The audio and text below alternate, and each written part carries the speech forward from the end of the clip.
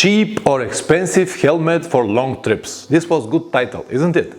Because the words cheap and expensive are very subjective and different for everyone, it is almost impossible to have one clear answer.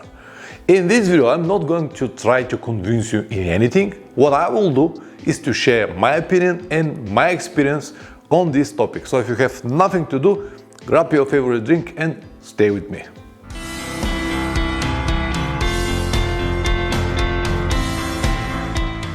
Welcome back. As I told you, the words cheap and expensive are different for everyone. The arguments that I have are valid only for my budget and my type of trips. For you, they might be completely different. The idea of this video never been to convince you that cheap helmets are better than expensive. No, it is completely different. I just want to show you one different point of view that you might have been missing. But before I start, let me tell you what are the pros and cons of each one of the options. Cheap and expensive helmets. Cheap helmets pros. Low price. You can change it more often.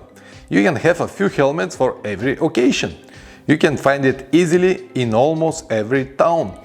You're not going to cry if you scratch it, break it, lose it, or someone stole it from you. Cons. Limited designs, usually just a few. Poor quality materials. They are noisy. On the road, on the highways, everywhere. They're just noisy. Not so good or over ventilation. Lack or poor design of the pin lock. With the expensive helmets, it is exactly the opposite.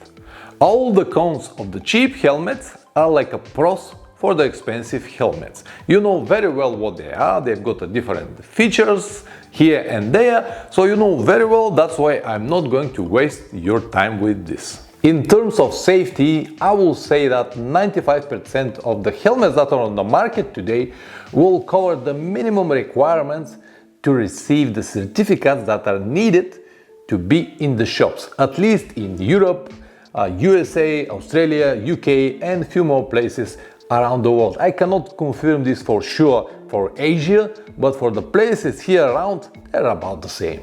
I have a new headlight protector for my Tenere, but this will be a topic for another video.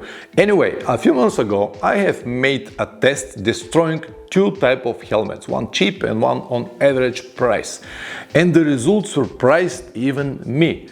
But many of you comment that the test was not made properly, that it is scientifically proved that when the helmet is with soft material, it's absorbed the energy of the impact and it is safe for your brain, and etc. and etc. Guys, I also got internet.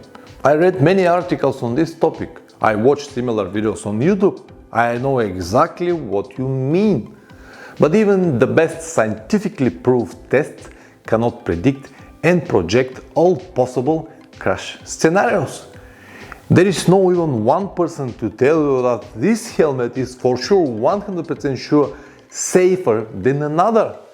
Because as I said, the scenarios are so different. Maybe it will be nice the helmet to be soft and to absorb the impact. But what about if you hit a metal plate or part of the car? Then the soft will be lack because it might be penetrated. So as I said, the scenarios are so many. That's why I'm convinced that 95% of the helmets are just safe enough. End of the story. I already spoke about a few minutes and said nothing, right? Please be patient, I'm starting now. To support my main argument, I'll need calculator. Let me explain to you why. As you know, the German people are very practical and they love calculators. They calculate everything. And in the last few years, I start to appreciate this very simple and practical tool as well. It will give you some very simple answers with just a few clicks. Let's take, for example, my last trip. It was about 40 days. I have had 5 days off, which means that I had 35 riding days. Each one of the days I got between 7 and 11 hours of riding. Let's say 8 hours per day, even though they are much more. 35 days, 8 hours per day, this is exactly 280 hours. For 280 hours, this helmet was stayed on my head. And you can see how it looks like after I come back. This helmet is actually brand new This was the first long trip of the helmet. I guess that you still haven't got the idea. Let me continue. An average Joe will ride, let's say, twice per week on the weekends. Let's say 5 hours per weekend riding, which is mean 20 hours per month, which is mean 240 hours per year. For 1 month of riding on my trip, I already got 280 hours, and this is if I don't ride any more hours during the entire year, which has never happened before. The worst, or maybe the main thing that destroys the foam and the materials of your helmet is the heat and your own sweat. When you're sweating, actually you destroy your helmet. The second is the temperature differences from cold to hot, and if you add some rain, some wet moments and some dust that's going everywhere, this process became on steroids. And because this itself is not enough, then the numbers are coming to play a huge role in the destroyment of your helmet. How many times you're gonna close or open your visor, adjust your peak, drop sunglasses, or open and close the vents. And with a few words, the more you ride, the faster you're going to destroy your helmet. That simple it is. And here now you might come with some counter argument saying, listen, Pavle, when you have expensive helmets, they use quality materials, they don't break that easy. Fair enough, but how much longer one expensive helmet will last? Nothing lasts forever. Do you know this phrase? I'm sure you know it. So how much longer? Twice as, maybe 3 times longer?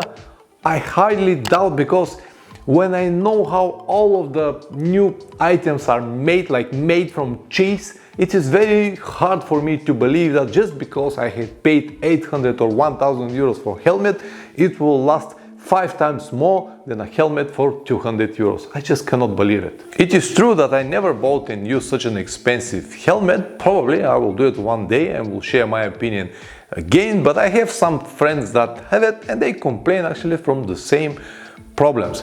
Even if the helmet survived after all of the things that I already listed, after no more than 2 years, in my situation is 1 year, the paddings inside get loose and you have to change it, because when the helmet is loose, it is not safe enough. So for me to buy a new helmet every year and spend 800 euros for helmet, it is not economically worth it. I cannot afford it. But your situation could be absolutely different. That's why I said in the beginning of the video that the words cheap and expensive are subjective and different for everyone. So maybe the right question should be, what is the best helmet for long trips? And the answer is the one that you can afford. Always ride safe and see you next time. Ciao.